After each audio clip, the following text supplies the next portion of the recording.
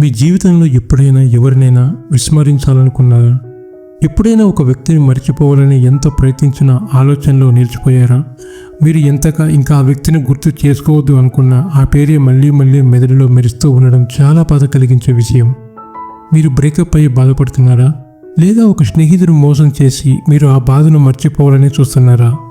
లేదా ఒకరిని నిజంగా మర్చిపోవాలని ప్రయత్నిస్తున్నప్పటికీ మళ్ళీ మళ్ళీ ఆ గుర్తులు వెంటాడుతున్నాయా? అయితే ఈ వీడియో మీకోసమే.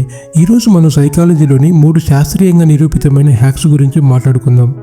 ఇవి మీ మెదడును రీప్రోగ్రామ్ చేసి ఆ వ్యక్తిని పూర్తిగా మర్చిపోవడానికి సహాయపడతాయి. చివరి వరకు చూడండి. చివరిలో ఉన్న హ్యాక్ అసలు ఊహించలేని విధంగా మీ మనసును మార్చేస్తుంది. నెంబర్ 1, మధురమైన జ్ఞాపకాలను నాశనం చేయండి. అతనితో లేదా ఆమెతో గడిపిన మంచి సమయాలు మీ మనసును ఇంకా వెంటాడుతున్నాయా? ఏదైనా చిన్న విషయం జరిగినా ఆ వ్యక్తితో గడిపిన క్షణాలన్నీ మెదడులో తిరగబడుతున్నాయా? ఇది కాగ్నిటివ్ రీకాల్ లూప్ అని సైకాలజీలో అంటారు. మీరు గత జ్ఞాపకాలను మళ్ళీ మళ్ళీ గుర్తు చేసుకుంటే మీ మెదడు వాటిని మరింత బలంగా గుర్తుంచుకుంటుంది. ఈ లూప్ను బ్రేక్ చేయాలంటే ఆ జ్ఞాపకాలకు కొత్త అర్థం ఇవ్వండి. ఒక పేపర్ తీసుకొని ఆ వ్యక్తితో ఉన్న బాగున్న జ్ఞాపకాలని రాయండి. ఇప్పుడు వాటికి కొత్త రీప్రోగ్రామింగ్ చేసుకోండి. ఇది ఒక పాఠం మాత్రమే.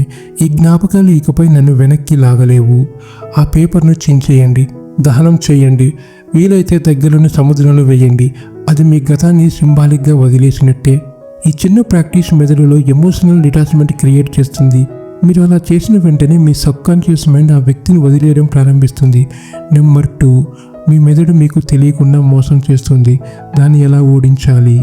మీరు నిజంగా ఆ వ్యక్తిని మర్చిపోవాలంటే మీ మెదడును మోసం చేయడం నేర్చుకోవాలి.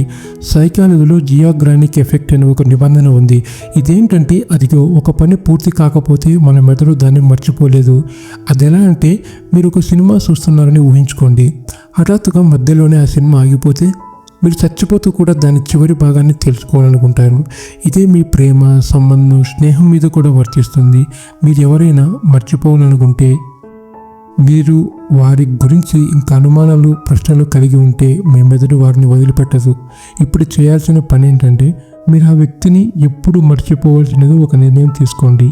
ఇది ఇకపై నా లైఫ్లో ఇన్ఫ్లుయెన్స్ చేయబోదు అని స్పష్టంగా మీకు మీరే చెప్పుకోండి. వారి గురించి అన్ని ప్రశ్నలను సమాధానపరచుకోండి. తద్వారా మీ మెదడు కేస్ క్లోజ్డ్ అని భావిస్తుంది. ఇలా చేస్తే మీ మెదడు పెండింగ్ టాస్క్ లిస్ట్ నుంచి ఆ వ్యక్తిని తీసేస్తుంది. ఇప్పుడు మీ మెదడు మిమ్మల్ని నెమ్మదిగా ఆ వ్యక్తిని మర్చిపోవడానికి సహాయపడుతుంది. నెంబర్ 3, మీ మెదడును పూర్తిగా రీసెట్ చేయండి.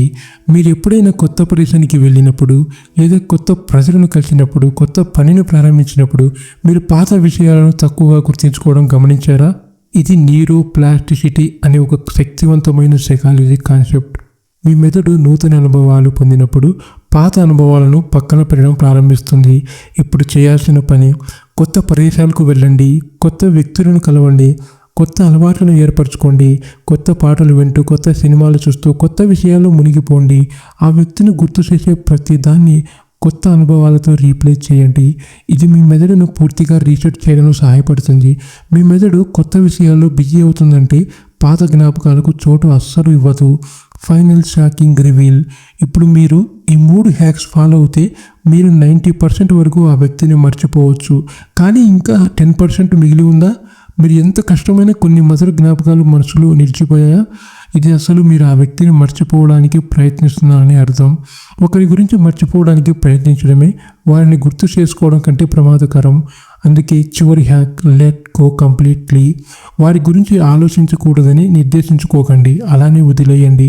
మీ జీవితం మీద ఫోకస్ పెట్టండి. మీకు తగిన వారికి చోటు కల్పించండి. మీరు ఒక కొత్త వ్యక్తిగా ఎదుగుతున్నప్పుడు మీ మునుపటి బాధలు మమ్మల్ని పలకరించలేవు. ఈ 3 హ్యాక్స్ నిజంగా సహాయపడతాయి. ఒకరి గురించి పూర్తిగా మర్చిపోవడానికి ఈ 3 సైకాలజీ ట్రిక్స్ ఫాలో అవ్వండి. మీరు 100% ఒక కొత్త లైఫ్లోకి అడుగు పెడతారు.